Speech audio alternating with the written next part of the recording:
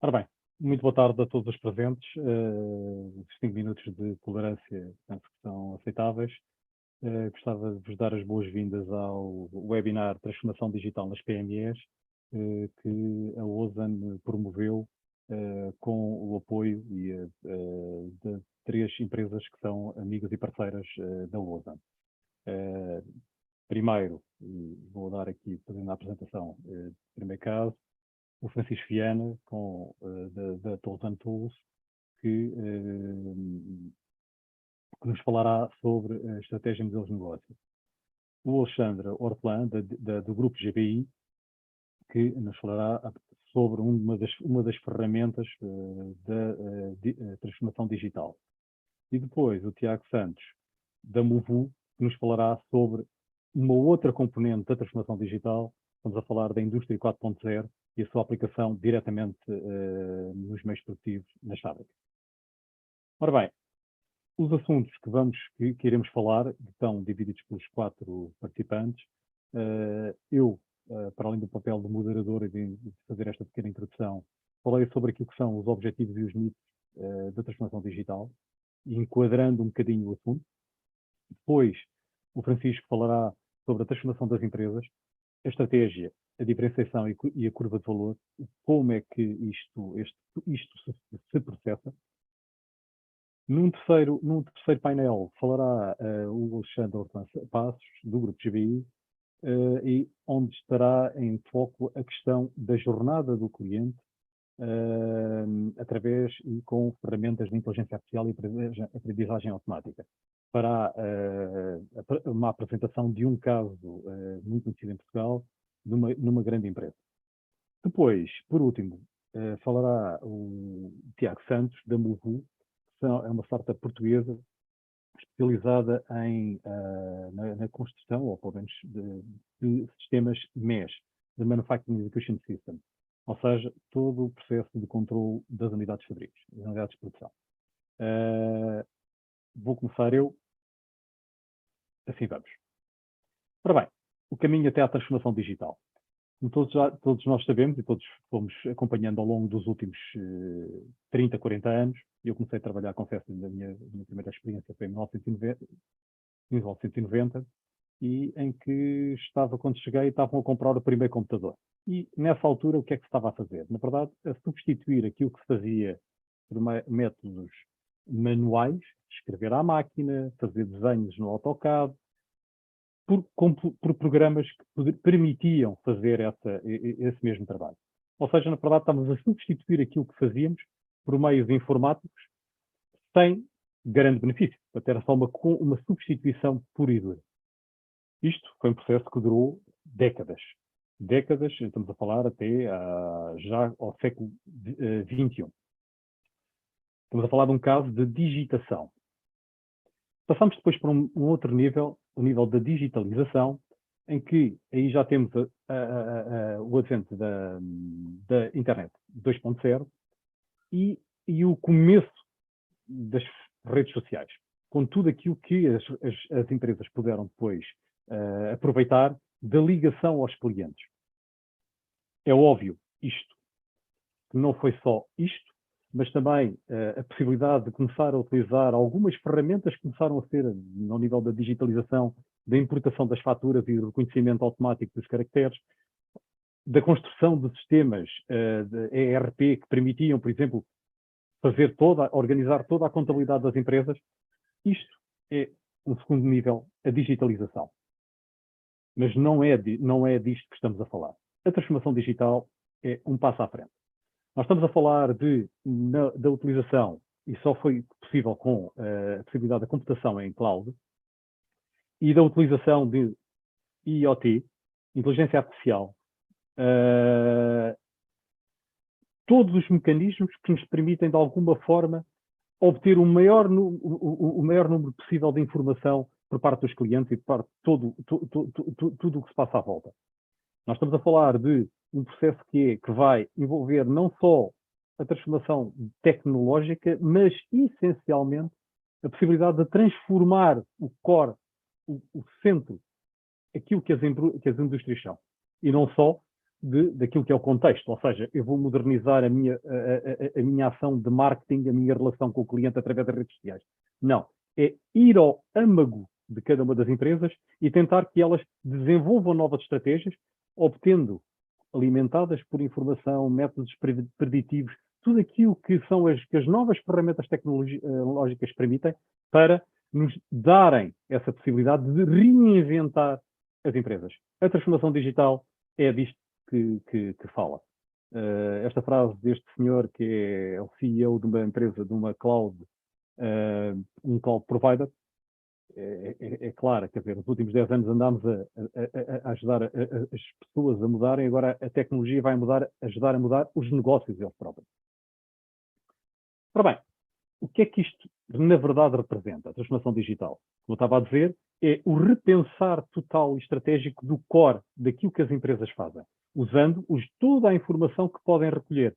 E nós estamos a falar de recolher não só aquela que está mais facilmente disponível, mas utilizando bases de dados que existem, que são públicas, fomentando e fazendo análises através do Google Analytics e por aí adiante. Ou seja, nós temos aqui uma oportunidade muito boa de poder, de alguma forma, prever quase o futuro. Os métodos preditivos permitem-nos isso. Permitem-nos também perceber aquilo que realmente o cliente anda à procura. A tal experiência do cliente. Ou seja, o que nós estamos aqui a tentar é provocar as empresas a desenvolverem novos produtos, novas estratégias, novos modelos de negócio, que sejam eventualmente até completamente diferentes daqueles que eles já têm. Mas desde que isso tenha saída e o cliente esteja disposto a pagar por esses serviços. Ora bem, o que é que isto envolve? Por um lado, um reforço do compromisso dos trabalhadores. Porquê? Porque não só é a experiência do cliente, mas também a eficiência que é promovida, a melhoria da eficiência da produção. Ou seja, temos aqui um reforço do compromisso dos clientes, dos colaboradores, mas também de tudo o que tem a ver da redução de custos que isso promove. Nós estamos a falar aqui da introdução de ferramentas como a Indústria X.0, eu já estou a falar da 4, eu já estou a introduzir também a 5, que tem a parte da sustentabilidade ambiental, e estamos a falar da parte em que as próprias máquinas e robôs já falam uns com os outros, já são colaborativos entre eles. Mas estamos a falar aqui de tecnologias da Indústria 4.0 que permitem a gestão, mas estamos a falar da gestão inteligente da manutenção, da gestão inteligente da energia, que no final resulta, e da gestão da qualidade, obviamente, que no final resulta em redução de custos e um aumento da eficiência. Por outro lado, e aqui é um ponto importante, são pequenos projetos, as estratégias desenvolvem pequenos projetos, que devem ser testados e colocados ao mercado. Não esperar por fazer uma grande estratégia que depois só no fim é que se vai colocar. Não, nós estamos a falar em teste, coopera, testa e erra, mas vai para o mercado perceber o que é que o mercado pretende. Depois, obviamente, tudo isto servirá para a promoção do negócio e do retorno do investimento. Ora bem, como é que isto deve ser aplicado? Primeiro ponto, dado que vai ao âmago da estrutura, da empresa, isto é uma responsabilidade definitiva da liderança. Pode ser delegada, mas de uma forma muito próxima. Ok? Aquilo, quando eu digo ali não pode ser delegada, não pode ser para o IT. Isto não é uma responsabilidade do IT. Não, isto é uma responsabilidade da administração da empresa. Porquê? Porque ela se vai focar naquilo que é o core da empresa. Naquilo que são as atividades e os produtos que a empresa deve ter. Mas volto ali a estar à mesma questão de assumir projetos incrementais. São novos projetos. Há que testar se ele é possível de monetizar.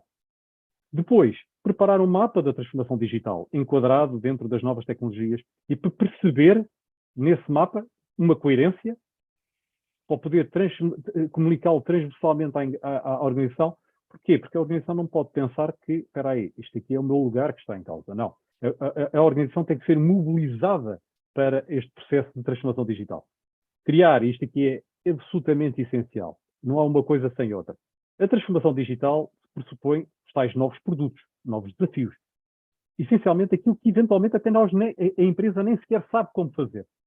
Uma cultura de inovação sustentada, em que haja processos, uma gestão identificada, todo o processo envolvendo a empresa com gestão de ideias, com parcerias estratégicas inclusive envolvendo universidades em programas, tudo isto é essencial para poder dar suporte a aos novos projetos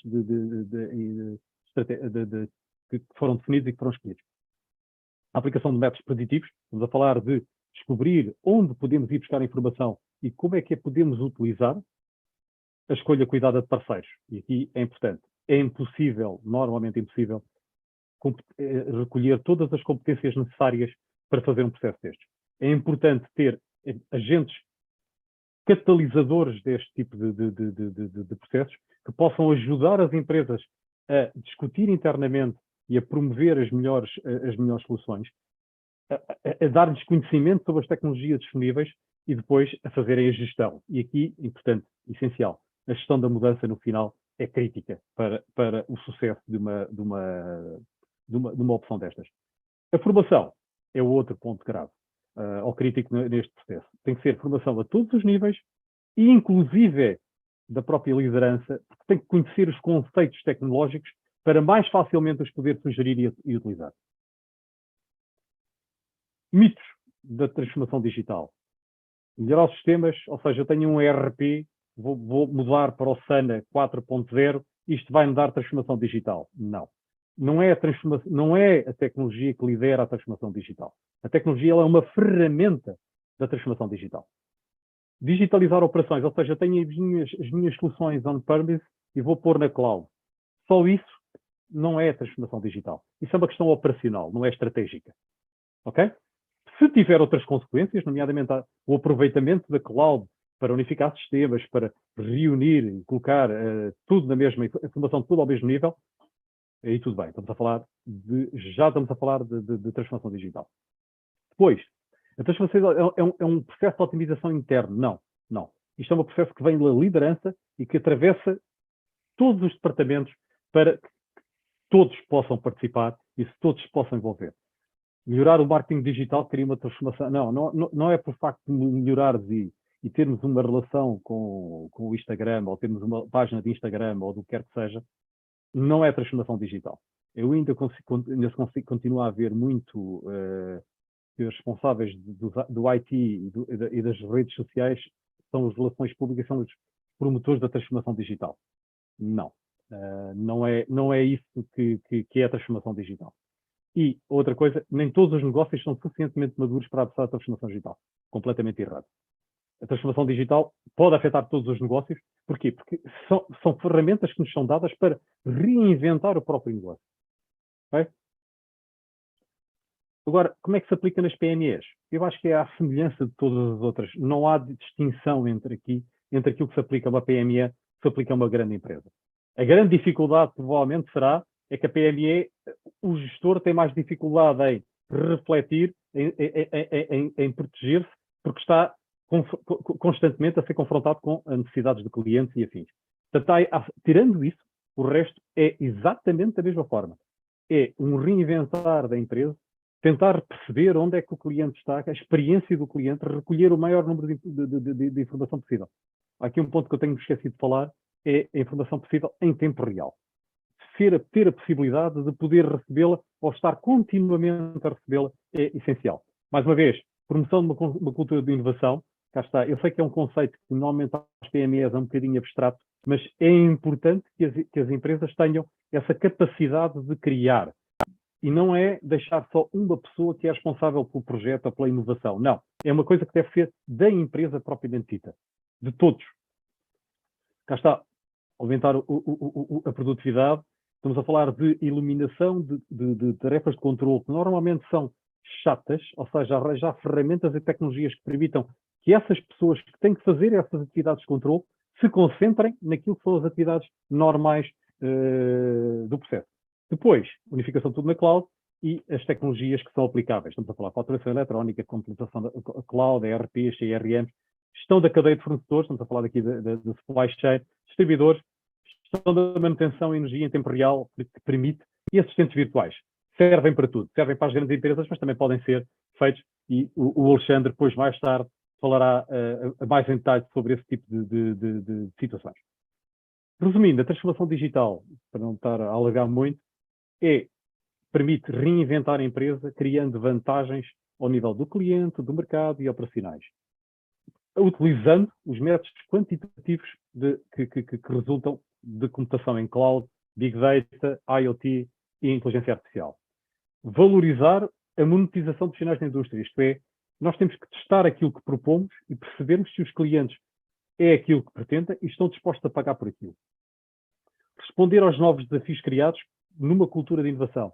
Nós podemos ter uma ideia, a ideia não estar suficientemente desenvolvida, nós temos que ter uma cultura de inovação que permita responder a essas ideias.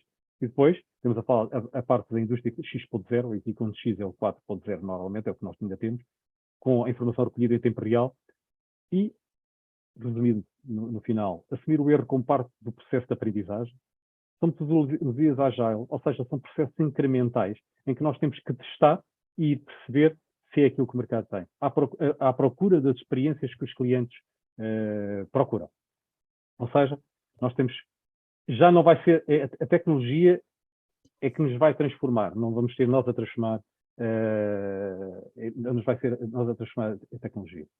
Ora bem, só aqui uma pequena parte, a Ozan é um consultor de gestão industrial, tem escritórios em Portugal e no Brasil, valoriza, é um World Class Management, valoriza a parte industrial e não só, tem 3 pilares principais: a consultoria, a inovação e a formação.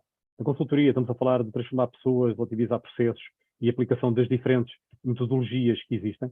E, no caso da inovação, estamos a falar, para além de catalisador de transformação digital e de integradores na área da indústria 4.0, também no apoio ao desenvolvimento de culturas de inovação e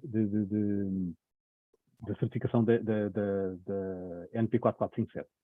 No caso da formação, é um parceiro para a formação in-house ou por presencial ou não presencial, perdão, processos, produtivo, manutenção, mas isto é assim muito à medida daquilo que forem as necessidades dos clientes.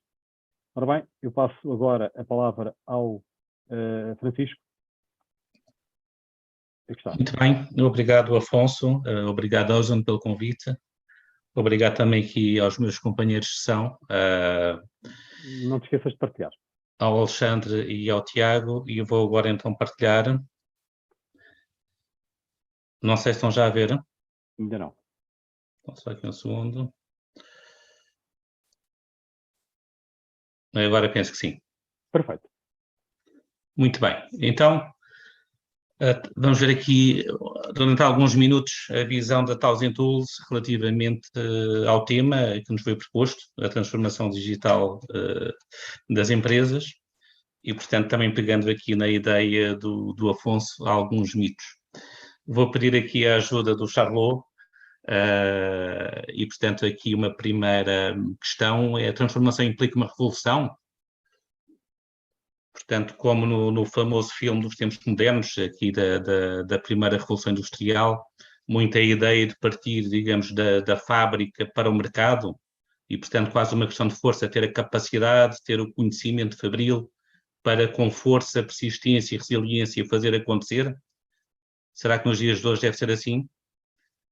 E, portanto, realmente, na primeira revolução industrial, tudo se iniciava do lado da produção. E é verdade que ainda hoje em dia acontece em muitas empresas e grupos. No entanto, falando agora do ponto de vista estratégico, metodologicamente devemos começar sempre pelo contexto externo. Tudo começa no mercado, tudo começa no cliente, onde a ação acontece. E, portanto, vamos falar aqui brevemente da análise de contexto externo, vendo aqui 2 exemplos e o conceito de criação de valor na perspectiva do Oceano Azul, Blue Ocean.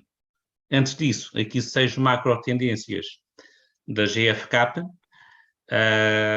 Portanto, a rápida desaceleração do ponto de vista de crescimento, ou como os economistas dizem, crescimento negativo. Portanto, o mundo ocidental aqui à beira de uma recessão. A inflação como não vista há 30 anos, portanto, para se calhar alguma da audiência ainda não era nascido para ver níveis de inflação como estamos a ter hoje em dia. e, com isto tudo, uma contínua descida da confiança do consumidor. O que, talvez, ligando aqui os pontos, nos leva aqui à quarta macro-tendência, que é as marcas premium. Isto, portanto, coloca muitos temas de posicionamento estratégico e de marketing. As marcas premium continuam a crescer, portanto, 32% no último ano. Já mais do ponto de vista tecnológico, o e-commerce começa a fortalecer-se cada vez mais, portanto, é um caminho contínuo, e algo que levanta dúvidas ainda a alguns é, digamos, o teletrabalho, mas acreditamos, e também este estudo assim o diz, que o teletrabalho e trabalhar a partir de casa está aqui para ficar, e isso também traz muitas alterações dos hábitos de consumo e do posicionamento das empresas. Portanto, passando agora ao contexto externo e a algumas técnicas Blue Ocean. Em primeiro lugar, o conceito de valor. Numa perspectiva de empresas, e já não é mau que as empresas tenham essa perspectiva, conceito de valor, se pensarmos numa demonstração de resultados, é desde a primeira linha, portanto, receitas, margem de venda, outras receitas, deduzindo todos os custos. Fornecimentos e serviços externos, custo de venda, custos com pessoal, impostos, amortizações, e, portanto, chegamos aqui ao resultado financeiro da demonstração de resultados. Se pensarmos numa lógica mais correta do valor económico, temos também de ter em conta qual é que era o valor alternativo da aplicação do dinheiro, com a famosa WACC, e deduzimos também ao custo o capital emprego utilizado no investimento para a atividade que temos. Portanto, isto na perspectiva de muitas empresas. O que é que o Blue Ocean nos diz? E não só o Blue Ocean. Portanto, não nos podemos esquecer da perspectiva e do valor para o cliente.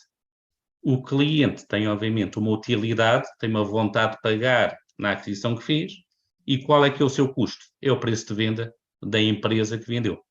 Portanto, há aqui também o conceito, digamos, do valor para o cliente. E, portanto, de forma integrada entre a vontade de pagar, a satisfação do cliente e o custo, faz-se daqui a dinâmica da criação de valor.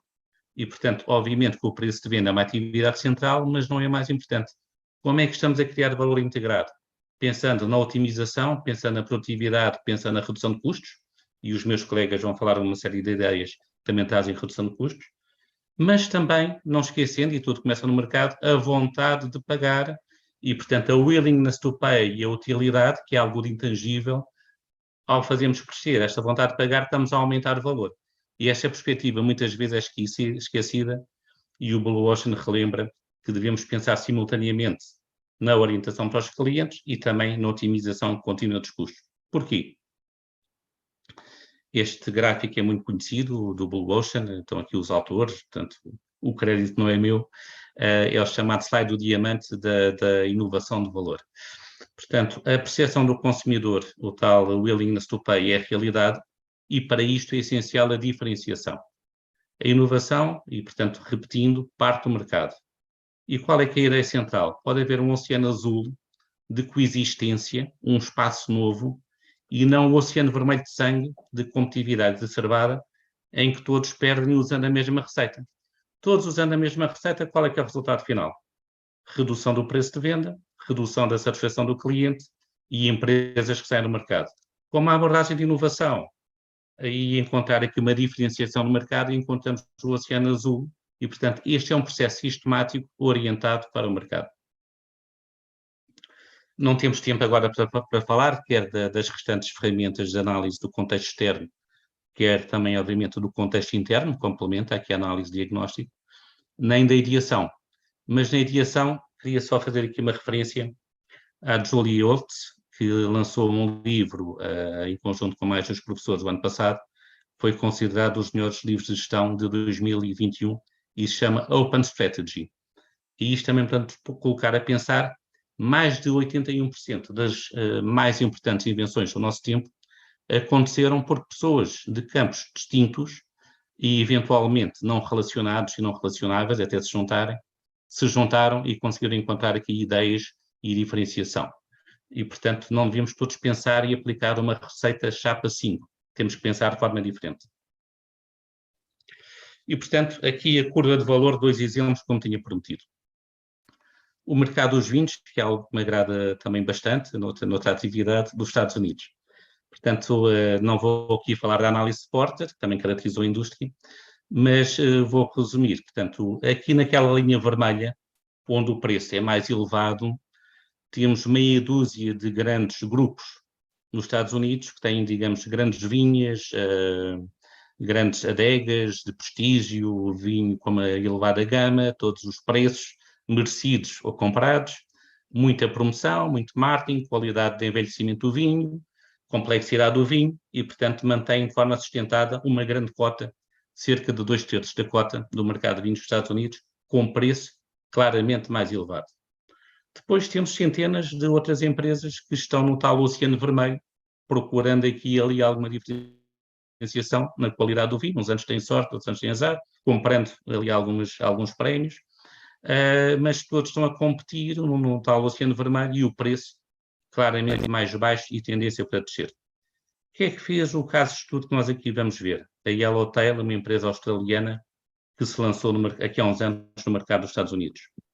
Estudou, fez a tal análise daquilo que os clientes procuravam, chegou a esta curva de valor e posicionou-se reduzindo aquilo que não interessava no Oceano Vermelho e acrescentando novas características. Portanto, não vão estar a gastar dinheiro, vão estar a reduzir custos em termos de adega, em termos de gama de vinho, em termos de qualidade do vinho, qualidade de envelhecimento, em termos do marketing habitual, em termos de compra de prémios, e vão apostar e canalizar o seu investimento na promoção de um vinho que seja uma escolha fácil nas grandes superfícies, fácil de beber e que tenha o seu quê de divertido na imagem. E com isto conseguiram aumentar o preço e ter o seu oceano azul. Ok? Primeiro caso, digamos, da importância de olhar para o contexto externo e encontrar um espaço de diferenciação. E, portanto, como é que isto se faz? E, portanto, isto é um conselho que também partilho, e vocês com certeza sabem, devemos também, de forma algo sistemática, mas também num exercício estratégico de tempos a tempos, pensar quais é que são as características que devemos eliminar, reduzir, aquelas que devemos aumentar, seja numa competitividade e concorrência direta com os outros operadores, seja num espaço de diferenciação e criar, portanto, na tal inovação, um espaço único do Oceano Azul. E vamos com isto ver aqui o segundo exemplo, que foi o lançamento do iPhone e da Apple. Portanto, o que é que houve aqui de inovador? Portanto, o iPhone eliminou a elevada variedade de modelos, que era tradicional à época, reduziu o número de botões físicos, na realidade só havia um botão, reduziu também as aplicações embedded e não quis ter aqui um sistema operativo com uma performance, como digamos aqui de um portátil. Mas incrementou a internet móvel. Como sabemos, a Apple aposta muito também no estilo, no design e também na facilidade e no gozo que dá a utilização destes aparelhos e criou algo totalmente novo, que foi a App Store. E, portanto, vemos aqui a curva de valor do iPhone, a azul, que é, digamos, face aos diversos grupos de concorrentes onde o preço é mais elevado, e eliminou algumas características, a variedade de modelos, reduziu outras características, como vimos, nomeadamente o número de botões e aplicações de negócio, aumentou características como o design, o divertimento, a facilidade de utilização e criou algo totalmente novo, que foi a App Store. Okay? E com isto, como todos sabemos como é que está a história, teve um sucesso gigantesco e uma disrupção, olhando para o mercado e encontrando o seu espaço de diferenciação Oceano Azul.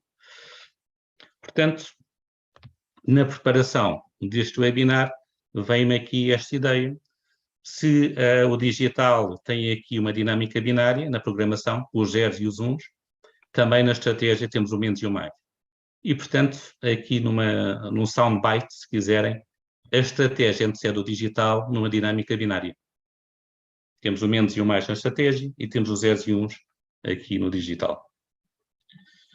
Não vou agora alongar muito mais, mas depois da fase da ideação e sabemos qual é que é o modelo de negócio que há, aqui outras técnicas que não temos agora tempo para falar, e da nossa proposta de valor, devemos então também ser muito consistentes na execução.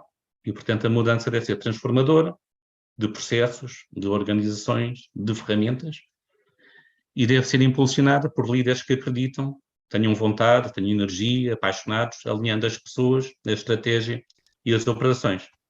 Este é um dos statements que temos no nosso site e que acreditamos. Portanto, aqui o nosso amigo Chabot, qual é que é o tiro certeiro e as conclusões? A transformação não implica uma revolução, a análise deve iniciar-se pelo contexto externo, o conceito de valor, isto é essencial, deve abranger a satisfação do cliente, a diferenciação permite afastar-nos do oceano vermelho e a estratégia antecede o digital numa dinâmica binária.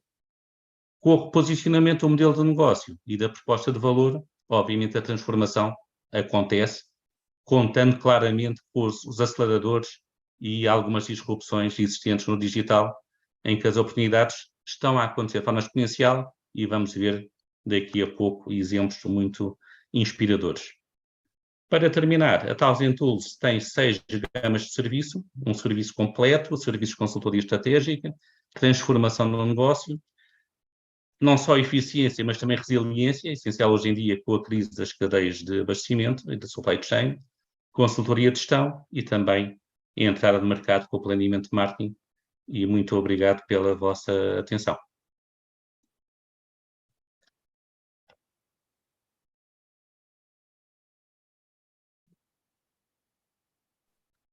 Alexandre, é a tua vez.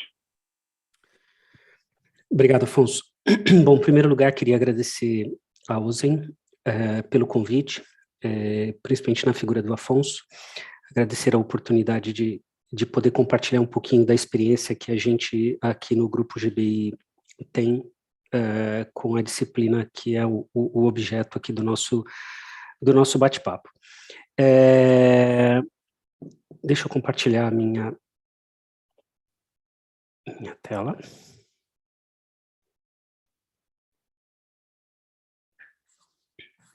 Acredito que já deva estar chegando aí a imagem para vocês. Tá perfeito. Ok, basicamente a gente vai falar um pouquinho hoje sobre experiência de clientes, né, como melhorar a jornada dos teus clientes utilizando uma plataforma, uma solução que ela é turbinada por uma inteligência artificial. Vou falar um pouquinho aqui sobre um caso de uso específico, mas antes, queria só deixar assim essa provocação, né? À medida que o tempo vai passando e a gente vai montando as nossas estruturas dentro dos negócios, a verdade é que chega a determinados momentos que a gente tem que conviver com o novo junto com ferramentas, soluções, processos, coisas que já estão um pouco ultrapassadas. Então, a provocação aqui como que eu faço, né? Porque eu tenho muitas vezes blocos de solução que são tecnologias bastante antigas, muito ultrapassadas, que estão entre o nosso desejo, a nossa vontade do que fazer dentro da nossa empresa, essa tecnologia fica entre essa nossa vontade e um cliente satisfeito, né? Um cliente feliz ali do outro lado. Aproveitar para trazer um dado aqui, já é estimado atualmente que o custo para você atender clientes através de agentes humanos, ele já é 5 vezes mais alto, mais caro do que quando você utiliza uma tecnologia para fazer isso. O caso que eu quero hoje, que eu trouxe, que eu preparei para falar para vocês, para contar para vocês, para todo mundo que é de Portugal. Bom, acho que perceberam pelo meu sotaque que sou brasileiro, né? E sou brasileiro, estou no Brasil. A GBI, ela é uma multinacional, nossa sede fica em Lisboa, e o caso que eu vou contar para vocês hoje é o da Caixa Geral de Depósitos. Um banco que é provavelmente bem conhecido de todos vocês. Durante ali o período, a Caixa Geral de Depósitos vinha numa estratégia de digitalização, né, de transformação digital, isso já era um processo que estava acontecendo, e no meio dessa estratégia toda, ocorre a pandemia do Covid-19. A Caixa Geral não foi especial nesse sentido, porque a pandemia pegou a todos, né? Pegou em Portugal, em todos os lugares, Europa, Brasil, enfim, todo mundo. Algumas empresas estavam um pouco mais prontas para prestar serviços digitalmente, algumas nem tanto. No caso da Caixa Geral, o que acabou acontecendo é que, de uma maneira muito rápida, vem o lockdown em seguida, e de uma maneira muito rápida, a empresa se vê num cenário de ter os seus postos de atendimento presenciais, físicos, fechados, a população não podendo circular, e como você faz para manter o teu negócio, como você faz para seguir prestando atendimento, serviço para os teus clientes, se tiram de você a ferramenta de receber esse teu cliente no teu local de trabalho. Então, nesse momento, o que começou a acontecer foi ampliar isso para... deixa eu só mexer isso. Ampliar isso para atendimento telefônico. O problema é que, quando você está falando de um atendimento telefônico numa modalidade tradicional, eu estou imaginando assim, eu estou preparado para lidar com um volume de atendimento X. E de uma hora para outra, que foi o que aconteceu durante a pandemia, esse número ele é multiplicado por 2, por 3, por 4, por 5, porque o atendimento presencial foi interrompido. E isso é muito complicado de você poder fazer esse efeito sanfona, né? Como é que eu cresço? Eu tenho uma estrutura para atender uma quantidade X e tenho que multiplicar isso por 3, por 4, sabendo que depois, muito provavelmente, eu vou ter que voltar para o volume que eu tinha. Então, o resultado disso foi fazer tudo às pressas, crescer da maneira que era possível, e o resultado disso a gente sabe que começa a gerar gargalos de atendimento, uma série de problemas, como, por exemplo, aqui os desafios que ocorreram ali durante a pandemia, né? Crescimento exponencial de ligação, era muito cliente ligando ao mesmo tempo. O resultado disso, inevitavelmente, eram filas de atendimento, as pessoas levavam mais tempo para terem a sua ligação telefônica atendida, o que gerava um índice de satisfação muito baixo. Tudo isso aqui, né, por conta, já falei, da interrupção do atendimento presencial. Essa capacidade de atendimento abaixo do dimensionamento necessário. Você começa a ter um outro problema, que é, ao multiplicar o atendimento através de pessoas, eu preciso treinar, eu preciso contratar pessoas, disponibilizar infraestrutura, treinar essas pessoas. Eu começo a ter problemas como dispersão da base de conhecimento. Eu tenho determinadas pessoas entendendo mais do assunto do que outras. Eu tenho o custo, obviamente, como eu falei agora há pouco, o custo de atendimento através de pessoas, ele é muito elevado, então isso atrapalhou demais o planejamento do banco. Custos com plataforma de telefonia, a mesma coisa, e um esforço muito grande de você manter a tua infraestrutura tecnológica de telefonia tradicional, como, por exemplo, um ambiente de URA, que são aquelas, quando você liga, né, e vem aquela lista de opções, né? Se você deseja falar sobre tal assunto, pressione 1, ou se é o outro assunto, pressione 2. Esse tipo de tecnologia gera um consumo muito grande de profissionais técnicos especializados para poder cuidar desse ambiente. Então, imagina tudo isso acontecendo ao mesmo tempo, muita notícia ruim aparecendo nos telejornais, e você com os seus recursos financeiros bloqueados numa instituição que tinha essas limitações para poder te atender, né? Neste ponto, a gente foi contatado, lidar com atendimento e o Customer Experience é uma especialidade do Grupo GBI. Nós entendemos o cenário e fomos trabalhar em cima de escolher uma plataforma, escolher uma tecnologia que pudesse lidar com essa complexidade que nós tínhamos ali. Então, assim, os elementos principais que foram os drives de decisão para o produto era, eu precisava atender por voz, porque eu preciso pensar que o meu cliente, ele não é treinado em tecnologia. Nem todos os clientes do banco já são digitais, conseguem pegar um telemóvel e interagir por texto ou por navegar em janelas. Então, qual é o meio de comunicação mais inclusivo que nós temos quando a gente fala entre seres humanos? É falar, ser humano fala. Isso é natural para o ser humano. E, ao mesmo tempo, eu preciso ter a capacidade de lidar com falas diferentes. Eu tenho pessoas numa determinada região que têm sotaques, expressões, gírias, jeitos de falar que são diferentes de pessoas que estão em outra região.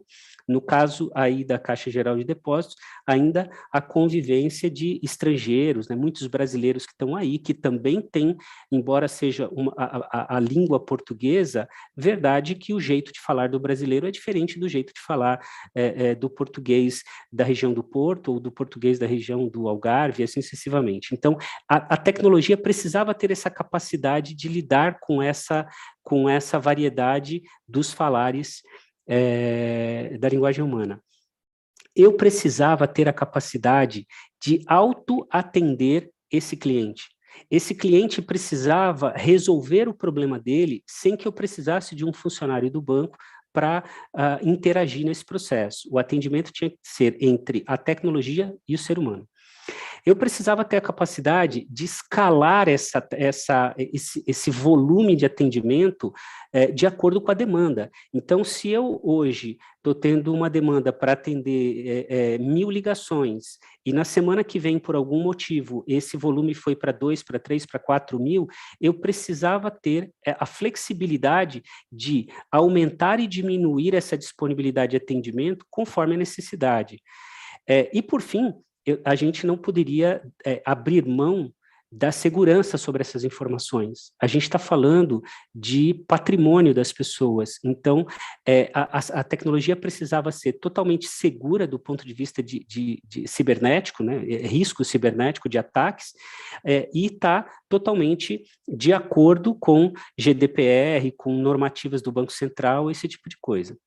Nesse sentido, a GBI optou por uma tecnologia de um fabricante grego, essa tecnologia é chamada de Omilia, o nome do produto é Omilia, e esse produto ele vem sendo apontado por algumas agências que monitoram lançamentos tecnológicos, tendências de inovação, como líderes de mercado. Então, tanto o Gartner quanto o IDC já apontam essa tecnologia como líder, como um dos melhores produtos disponíveis para essa situação.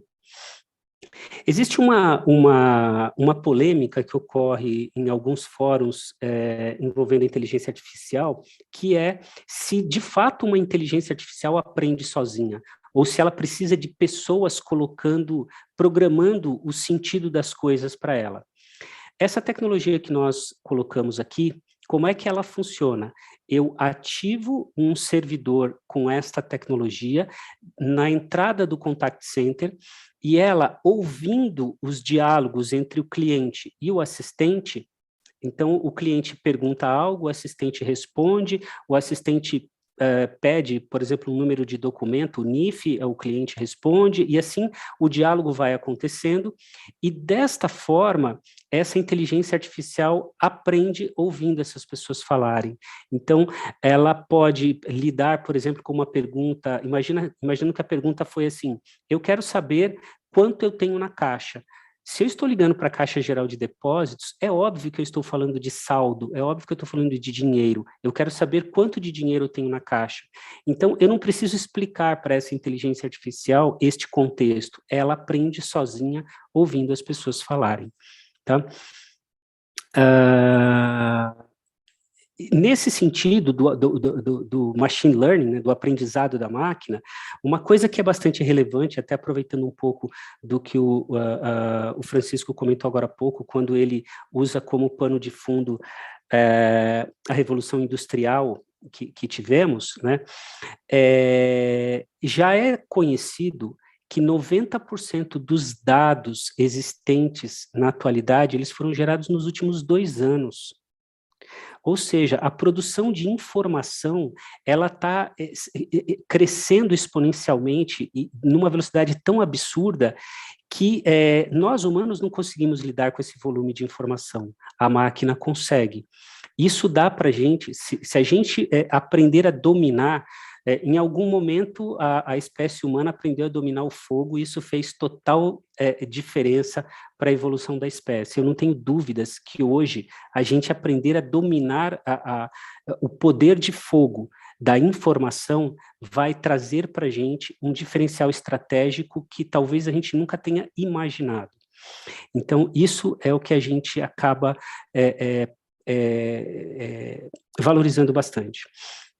Essa tecnologia, e aí eu vou até deixar um convite, se porventura, imagino que a gente até tenha aqui no grupo pessoas que tenham conta corrente na Caixa Geral de Depósitos, eu vou deixar um convite para que vocês liguem para o banco e sejam atendidos por esse assistente virtual. A experiência que se pretende entregar aqui, qual é? Ligou para o banco, você vai ser recebido por uma mensagem aberta, como, por exemplo, olá, você ligou para a Caixa Geral de Depósitos, como eu posso te ajudar? Não existe mais um menu de opções para você escolher, eu quero falar de saldo, quero falar de cartão de crédito, quero falar do pagamento de uma conta de energia elétrica, por exemplo. O que você vai fazer é explicar a tua necessidade. Então, você vai dizer, olha, eu estou ligando porque eu preciso disso, tenho essa necessidade. Você vai falar com as suas palavras, do jeito que você achar que vai ser o mais claro. Cada pessoa fala de um jeito, fale do jeito que você achar mais claro. E o que vai acontecer aqui é que essa inteligência artificial, ela vai procurar capturar na fala de vocês qual é a intenção de vocês, né? Então, o que vocês pretendem? Quando vocês ligam para o call center do banco, vocês têm uma necessidade. Qual é essa necessidade? Ao entender essa necessidade, ela vai disparar processos internos com o objetivo de entregar para vocês a solução da necessidade que ela identificou na fala de vocês. É isso que se pretende com um robô desse. Hoje, o que a gente já tem ali dentro da Caixa Geral, que são KPIs medidos e autorizados por eles para serem divulgados? Já são mais de 4 milhões de ligações telefônicas ocorrendo por ano. Mais de 2 milhões e 200 mil clientes individuais atendidos por ano.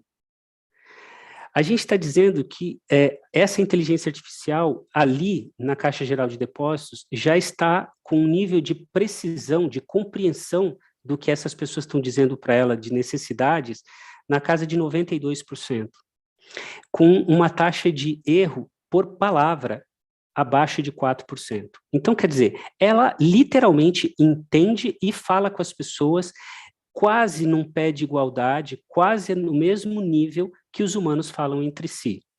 E isso, na prática, gera que tipo de resultado? Uma redução de 50% no tempo médio de atendimento. Então, se antes eu ficava numa fila, se antes eu tinha que conversar com pessoas e eu gastava 10 minutos para resolver o meu problema, eu estou gastando 5. Isso, para o cliente, é melhoria de atendimento. Então, eu estou resolvendo o meu problema, resolvendo de uma maneira mais rápida, sem filas de espera. Então, eu estou, de fato, sendo melhor atendido hoje do que estava antes disso. Eu tenho uma taxa de first call resolution, quer dizer, eu consigo resolver meu problema na primeira ligação.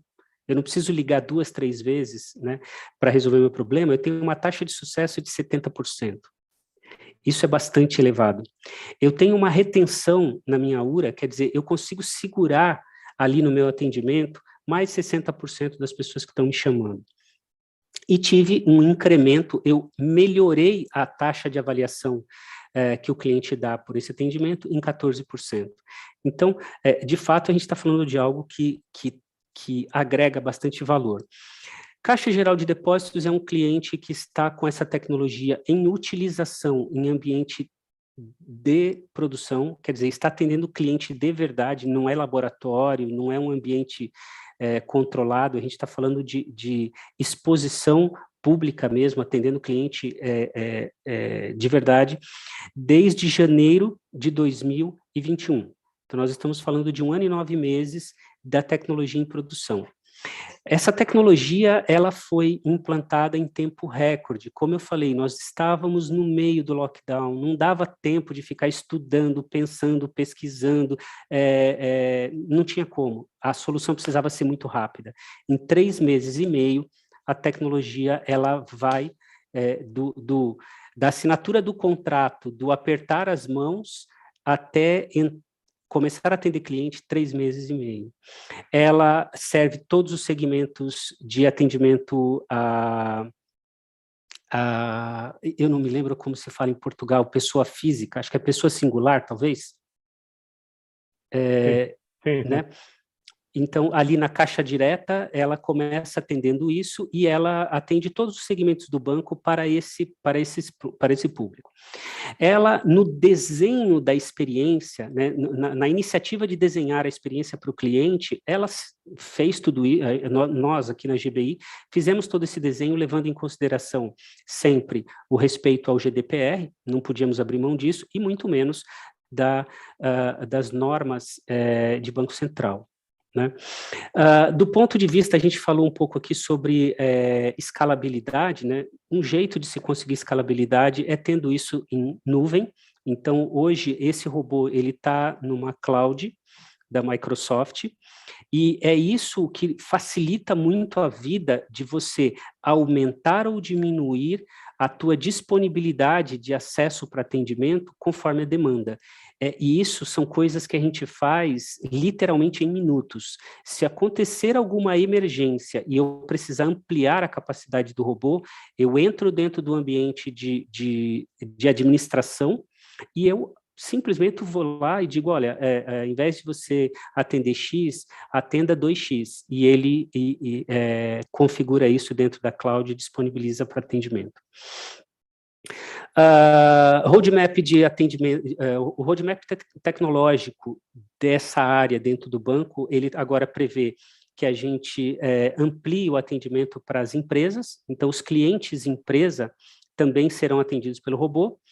A gente agora está começando a abrir o atendimento para mais canais, então, além de voz, a gente vai passar a atender por web chat, por WhatsApp, por outros canais de atendimento. E qual é a beleza? Uma vez que o robô já atende por voz, isso são literalmente configurações. Eu não preciso construir.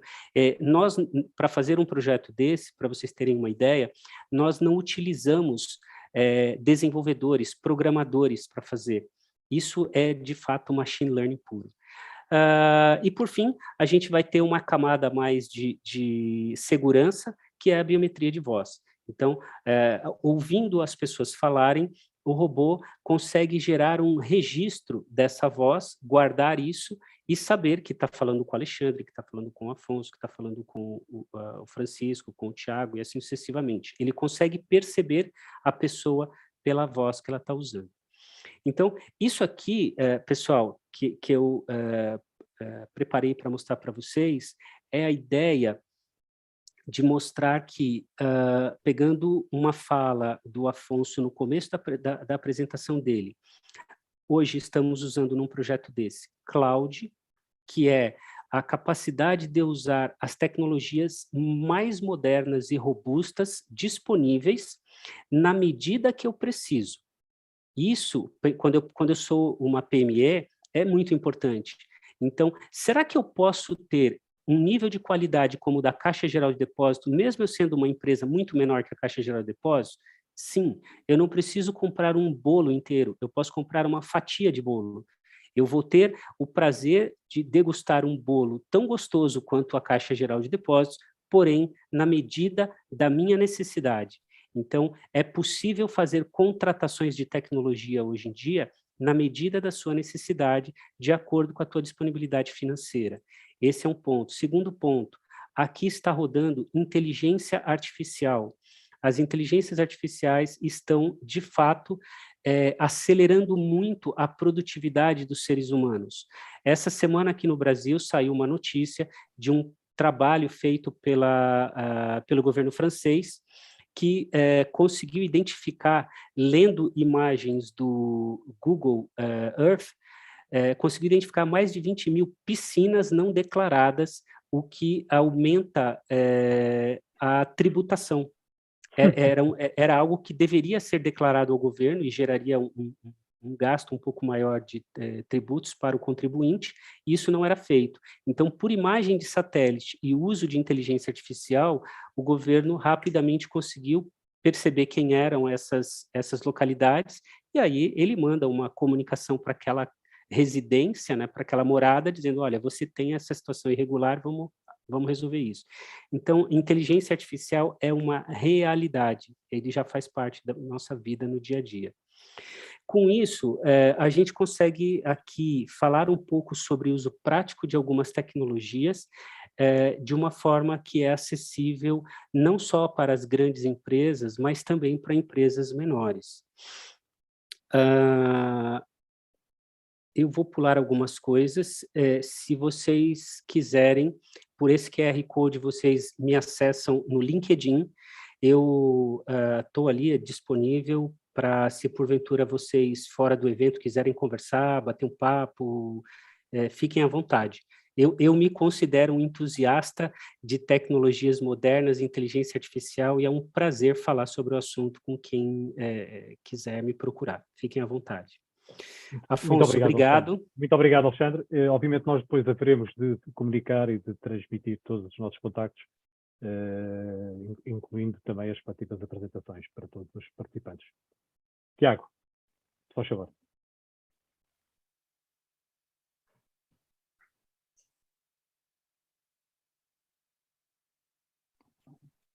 Julgo que já estão a ver o meu ecrã, certo?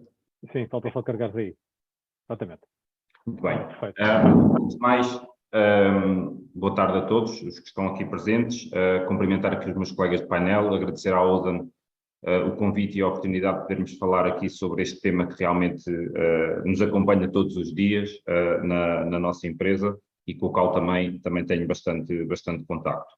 O meu nome é Tiago Peralta, sou cofundador da Movo Technologies, uma empresa especialista no desenvolvimento de software baseada em Indústria 4.0, e o objetivo aqui é, no seguimento também das apresentações que já foram feitas, falarmos um pouco sobre transformação digital, nomeadamente na área das PMEs, e poder apresentar aqui alguns casos reais e também qual é que é aqui a nossa abordagem mais segmentada na área da Indústria 4.0 e para as empresas de indústria. Então aqui durante a minha apresentação vou falar sobre as tecnologias e a importância de escolhermos tecnologias emergentes e quais é que são as tecnologias que podem fazer diferença. Já falámos aqui das principais, a inteligência artificial é realmente uma que pode ter aqui bastante impacto, mas também existem outras. Também podemos falar sobre o que permite a transformação digital nas PMEs e qual é que é o impacto, por exemplo, que nós temos quando introduzimos as nossas soluções. Depois irei apresentar a solução que temos atualmente para a digitalização da indústria, nomeadamente PMEs, e depois apresentar dois casos de sucesso, um do ponto de vista de clientes e outro do ponto de vista de projetos de investigação, para percebermos também o que é que este tipo de tecnologias pode promover para as PMEs. Então, que tipo de tecnologias é que podem fazer diferença?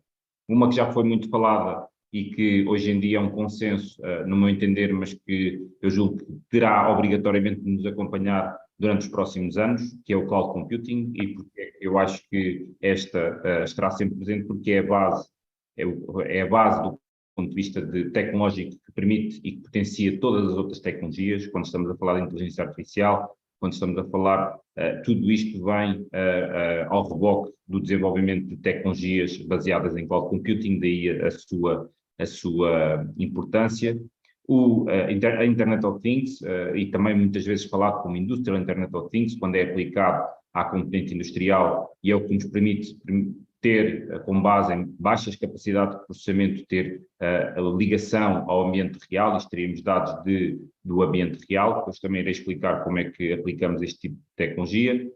A mais falada hoje em dia, e que é assim tão falada, dado também o impacto que ela pode ter nas organizações, que é a inteligência artificial, e que permite aqui uma disrupção do ponto de vista dos dados e da análise de dados, e o que também podemos extrair com a utilização dos dados. Foi aqui falado, nos últimos 2 anos gerámos uma maior quantidade de dados face a todos os anos anteriores, e isso também traz desafios do ponto de vista do que é que fazemos com todos esses dados, e a inteligência artificial efetivamente pode ter aqui um papel muito importante. E depois, algo mais vocacionado para a componente da indústria, e que também, no meu entender, irá ter impacto nos próximos tempos, que é o Digital Twin, e que será muito alinhado também com a componente de indústria, do que já se fala da indústria 5.0, que permitirá aqui ambientes de simulação, maior interação com o utilizador e promover aqui também ganhos de eficiência bastante significativos. Trago aqui um estudo muito curioso e que também me deixa muito orgulhoso, que efetivamente quando me foi apresentado fiquei surpreendido, mas sendo um estudo feito pela Eurostat, que realmente traz-nos aqui uma informação muito relevante, que tem a ver com a utilização de inteligência artificial por parte das empresas, e não fiquei surpreendido do ponto de vista, fiquei surpreendido dado o papel e também o posicionamento que Portugal teve sempre em qualquer uma das revoluções, mas efetivamente estamos aqui a ver uma diferenciação e isso vem também de todo o investimento que tem sido feito, quer do ponto de vista de formação, quer do ponto de vista de criação de empresas, e Portugal enquadra aqui o segundo lugar do ponto de vista da utilização de tecnologias de inteligência artificial, em que atrás só tem a Dinamarca, mas que é efetivamente um resultado muito interessante. Também, paralelamente neste estudo, existe aqui uma representatividade, claro, das grandes empresas na utilização da inteligência artificial. No entanto, isto faz parte da evolução tecnológica e foi aqui falado, por exemplo, o facto da aplicabilidade do bot ser utilizado pela Caixa Geral de Depósitos, mas que efetivamente isso também pode ser utilizado por empresas que não têm a dimensão da Caixa Geral de Depósitos, e isto vai se aplicar a qualquer outro tipo de indústria ou dimensão de empresas a partir do momento em que a tecnologia começa a ficar mais madura, e é isso que neste momento estamos a ver com a inteligência artificial. Do ponto de vista industrial, também referir, e que realmente está aqui alinhado até com um pouco a estratégia da MOVE, que a maior parte das empresas de manufatura usam a inteligência artificial para melhorar o processo, para melhorar a produção, face a, por exemplo, a outras vertentes, como o abastecimento, como toda a parte logística, ou abastecimento do ponto de vista de eletricidade e gás e água, embora, face à realidade atual, também se prevê que estes valores possam mudar, dada a preocupação que existe do ponto de vista de eficiência energética e também quais as políticas, as diretivas do ponto de vista europeu. Mas deixar aqui realmente essa nota de que Portugal está aqui muito bem posicionado e que é bom podermos ver estes indicadores e tudo faremos para contribuir para que eles melhorem ainda mais.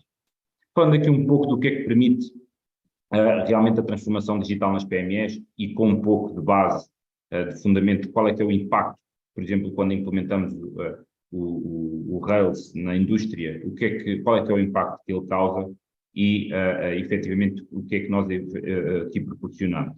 Então, muitas vezes chegamos a empresas e que, no meu entender, bem, existem whiteboards em que são espelhados processos, são espelhados planeamentos, mas, no meu entender, estes whiteboards são muito úteis para a discussão de ideias. Quando passamos por uma parte de planeamento, necessitamos de ferramentas mais ágeis, ferramentas que diminuam o tempo de comunicação, o tempo de reação dos utilizadores e que também permitam a criação de automatismos, a criação de regras que facilitem o planeamento. E é isso que a tecnologia permite, é isso que, por exemplo, a plataforma Rails permite, que é a digitalização deste processo e automatizar aqui os procedimentos a nível de planeamento. A outra transformação com a poderosa ferramenta que é o Excel, e que acho que isto é unânime e que efetivamente tem aqui um papel muito importante nas nossas organizações e vai continuar a ter. O problema é quando temos um esforço muito grande do ponto de vista da introdução de dados, um esforço muito grande em manter a coerência destes próprios fecheiros e depois na análise dos dados. E o que é que nós fazemos aqui com a transformação digital? Introduzimos conceitos de Business Analytics, em que permitimos aqui automatização, criação de dashboards e tudo isso que permite ter aqui acesso à informação de forma mais simples e intuitiva e poder apoiar aqui na tomada de decisão. E por fim, um outro impacto que também temos, e aqui duplamente, quer do ponto de vista de qualidade de trabalho, mas também do ponto de vista ambiental, é efetivamente a quantidade de papel que é gerada e a informação que é gerada em papel a nível de chão de fábrica, ou aqui transversal a qualquer tipo de indústria, em que os registros são feitos em papel, e o objetivo aqui é passarmos para a digitalização, para ter os registros feitos através de uma aplicação.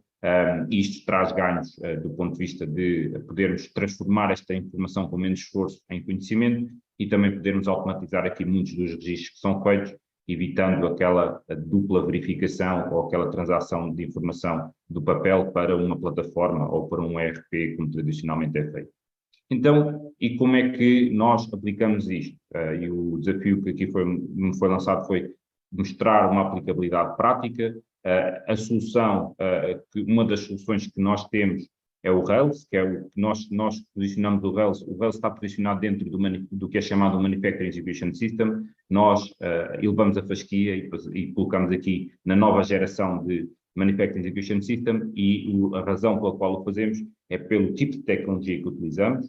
Muitas das tecnologias, todas as tecnologias que referi há pouco, são utilizadas na plataforma Rails, e nomeadamente outras tecnologias como o Big Data, todas essas tecnologias estão presentes na arquitetura Rails, e depois a componente de interoperabilidade, que é muito comum e é uma das principais características da indústria 4.0, ou seja, nós aqui termos uma comunicação com diferentes tipos de plataformas, nomeadamente ERPs, e também a ligação a máquinas através de tecnologia IoT, e que permite aquilo que o Afonso falava há pouco, a importância de ter dados em tempo real, de reduzirmos tempos de atuação e conseguirmos ter informação mais rigorosa e em tempo real. E é isso que pretendemos aqui com a plataforma Rails, e nomeadamente o facto da Cloud Computing também estar aqui muito presente, com uma arquitetura baseada em tecnologia Microsoft Azure.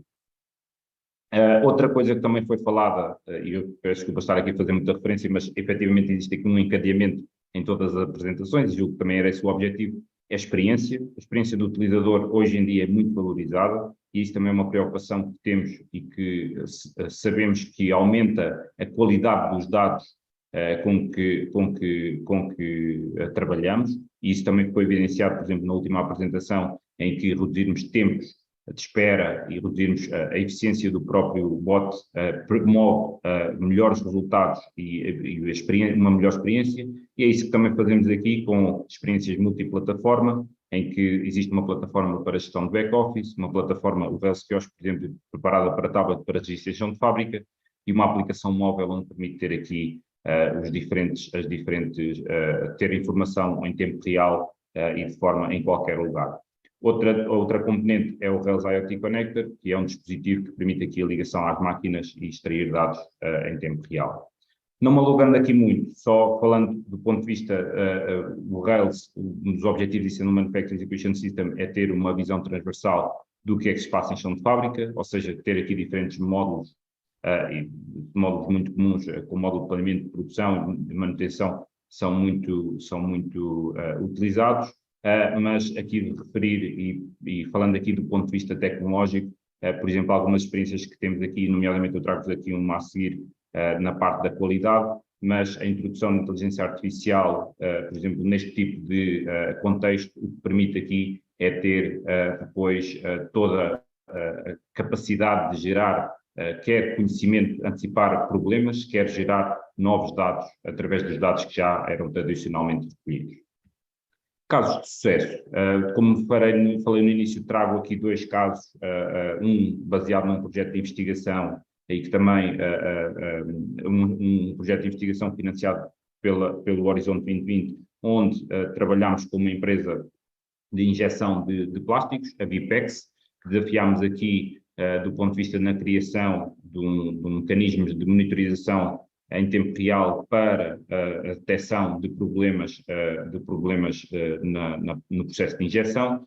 Foram selecionadas 3 máquinas em que recolhemos dados em tempo real com tecnologia Rails, e o que fazemos é a monitorização destes processos em tempo real, e depois, com base em algoritmos de machine learning, inteligência artificial, conseguimos perceber padrões de funcionamento de máquina, e com isto podermos dar aqui alertas de problemas que possam existir. Que tipo de problemas? Temos aqui alguns problemas típicos do processo de injeção de plástico, e o nosso objetivo aqui é monitorizarmos a máquina em tempo real, nos diferentes parâmetros de produção. Estamos a falar de recolha de dados na ordem dos milissegundos, estamos a falar de uma grande quantidade de dados e de uma monitorização de processo permanente, e depois o que nos permite é fazer aqui uma análise do perfil de funcionamento de máquina e detectarmos eventuais problemas que possam existir. Falando de uma forma muito simples e muito transversal, o que conseguimos neste projeto, e atualmente a solução está a funcionar na empresa, foi, por exemplo, numa máquina que eventualmente estava a trabalhar no processo constante, lançamos um alerta ao responsável de manutenção 10 minutos antes de ocorrer um problema. Ou seja, detectamos alterações a nível do processo 10 minutos antes de ocorrer um problema, notificamos o operador de manutenção, e o que ele consegue com isto é ter uma política corretiva em cima da máquina, corrigindo o problema, identificando o problema e corrigindo o problema, e com isto evitar que a máquina pare e que vá gerar desperdício. Um dos motes deste projeto era o Zero Defect, ou seja, era o que nós teríamos aqui de provar, que era efetivamente o Zero Defect. Conseguimos aqui resultados muito interessantes, ou seja, identificar cerca de 98% dos casos de falha, ou seja, reduzimos muito o número de paragens de máquina, muita quantidade de scrap com este tipo de sistemas, e é um exemplo de aplicabilidade de inteligência artificial. Do ponto de vista de aplicabilidade deste tipo de tecnologias e transformação digital, estamos a falar em qualquer uma destas empresas que não tinham um processo do ponto de vista de manufatura tradicional, do ponto de vista de registros em papel, com todo o processo gerido com base, sem ter uma base total de digitalização, e o que nós conseguimos com a introdução da plataforma Rails, estamos a falar de benefícios do ponto de vista de aumentos de produtividade, disponibilidade de máquina, diminuição do erro do ponto de vista de registros. Estamos a falar de integrações com outras plataformas que permitem aqui reduzir o esforço do ponto de vista dos registros e da duplicação de registros, ou seja, são todos estes indicadores que permitem, que a digitalização de processos permite ter, e que as empresas podem usufruir com toda esta digitalização. Sendo que um dos indicadores muito utilizado em indústria é o OEE, que basicamente dá-nos uma visão geral de como é que está a fábrica, e quando aplicamos ganhos de OE de 2, 3, 4, 5, 6%, realmente tem ganhos financeiros muito significativos, o que também justifica aqui o retorno de investimento que existe neste tipo de transformação.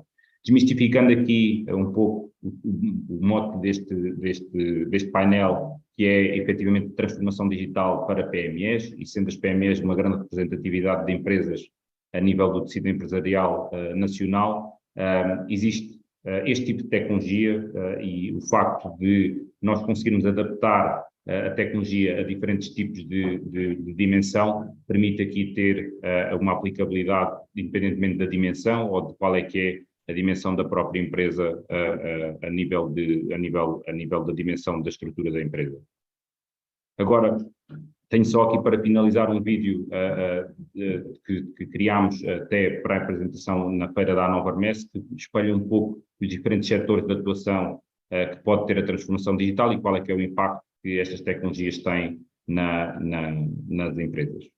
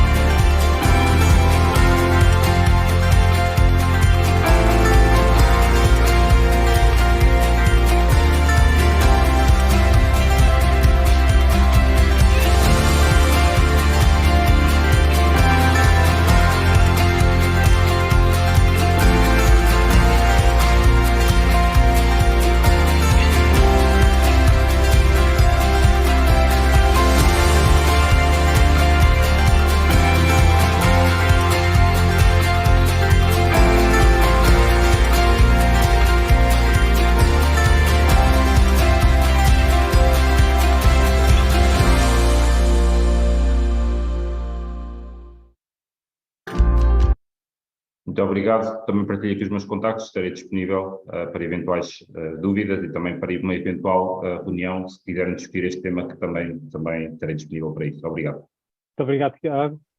Se puderes deixar de partilhar, preciso ver aqui uma coisa. Ora bem, sei que na altura, não sei se já houve questões formuladas, mas tínhamos colocado algumas questões. Uma das gostava de começar por ti, era sobre a aplicação destes conceitos de transformação digital nas supply chain, ou seja, nos canais de abastecimento. Se nos pudesses dar uma visão de como isso depois está a ser trabalhado na indústria 4.0, era importante.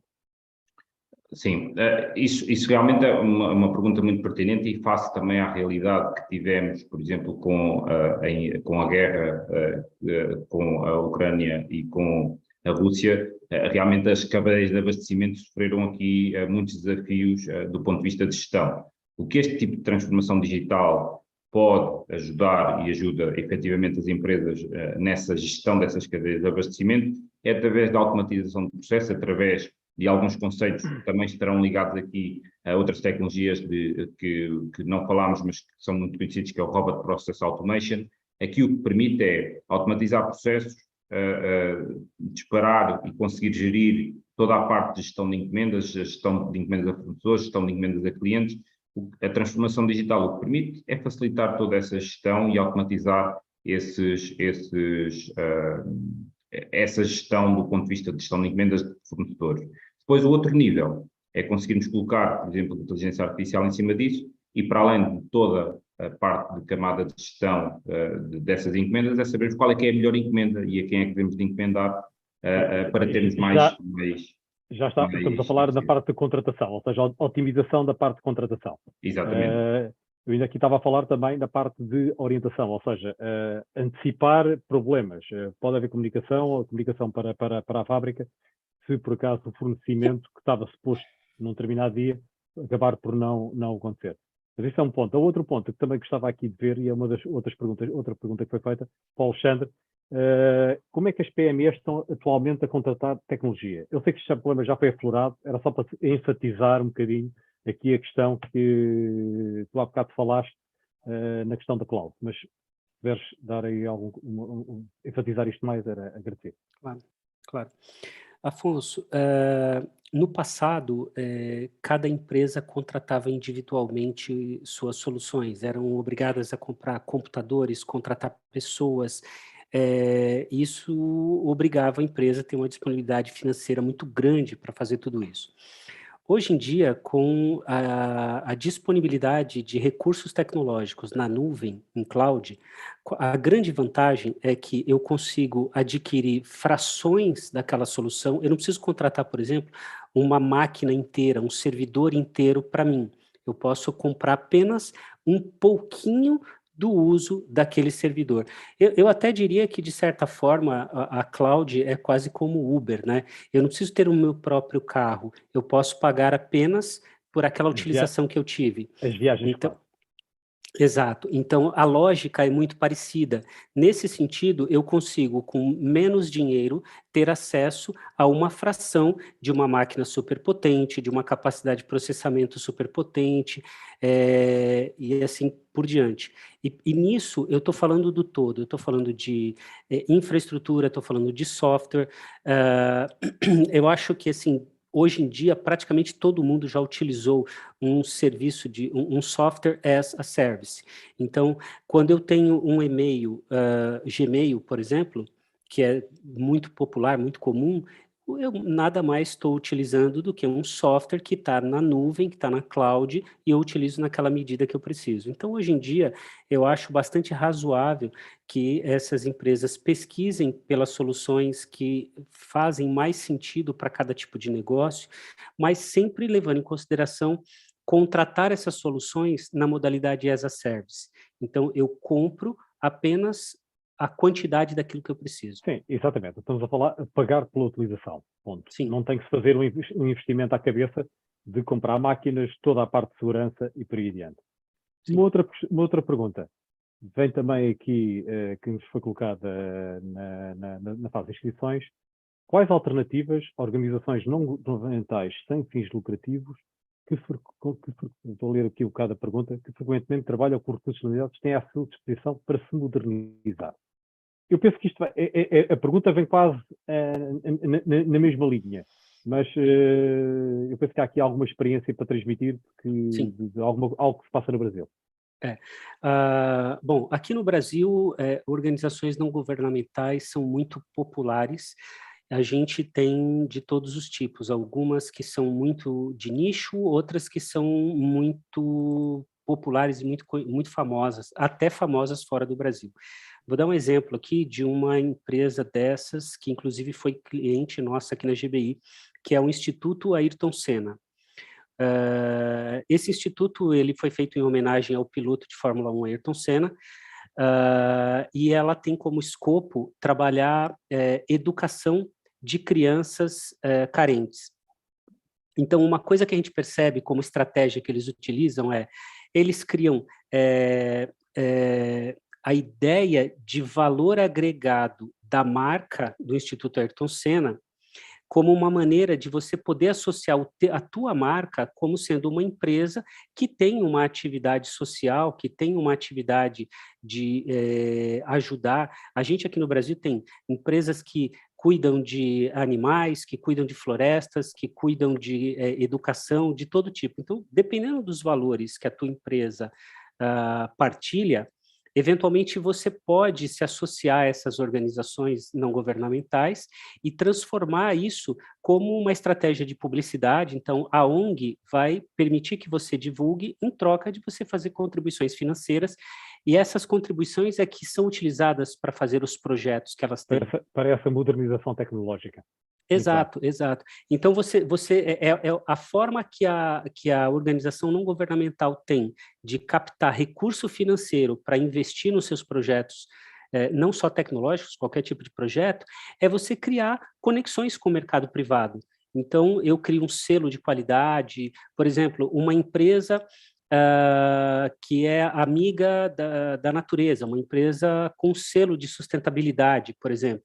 Então, por ela participar e colaborar financeiramente com a ONG, e obviamente respeitar os valores que estão ali por trás, né? Ela tem que ter um pouco disso, é uma forma de você captar recursos para essas coisas. E aí, é claro, né? Voltando ao tema do as a service, você exatamente, acaba... essa que é a questão, ou seja, alivia muito a fatura que tem que se pagar. Ou seja, e o investimento que é necessário para fazer isso. Uma outra pergunta, quantos e quais passos normais para a transformação digital de uma PME com software básico de gestão, como por exemplo um ERP? Ora bem, eu penso que isso já foi respondido por mim inicialmente e também pelo Francisco. Uma transformação digital supõe sempre uma mudança estratégica, um repensar da empresa. As ferramentas tecnológicas são um adicional para isso. Todo o processo tem que ser reiniciado e tem que ser iniciado ao pensar a empresa de raiz, sobre aquilo que pode fazer no centro da própria empresa.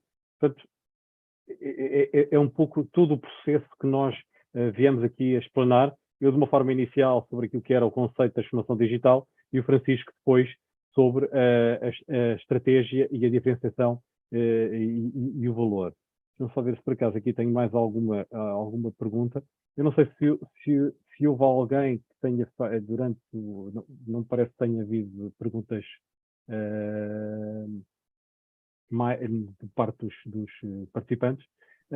Não sei se... Francisco, tens aí alguma, antes de terminarmos? Sim, só complementando o que estavas a dizer. Era 1h30. Sim, muito bem. Foi um gosto, muito interessante as vossas apresentações. Desmistificar, como também estavas a dizer, não é necessário repensar de uma ponta à outra, não é uma revolução, porque muita desta tecnologia, como vimos, está disponível. E, portanto, a empresa saber bem aquilo que tem em excesso e aquilo que lhe falta, antes de evoluir, digamos, para estas aplicações, começam a ser de uso relativamente comum. Muito bem. Alexandre, uma volta final. Obrigado, Afonso. Eu acho que, como você bem colocou, Afonso, a transformação digital ela passa primeiro por ser disruptiva, pensar fora do teu modelo padrão. E, como bem colocado pelo Francisco na apresentação dele, eu acho que a empresa, isso é um olhar para dentro, né? É uma autoanálise muito grande para pensar no que se pretende, para onde quer ir, quais são os próximos passos que você quer para o teu negócio.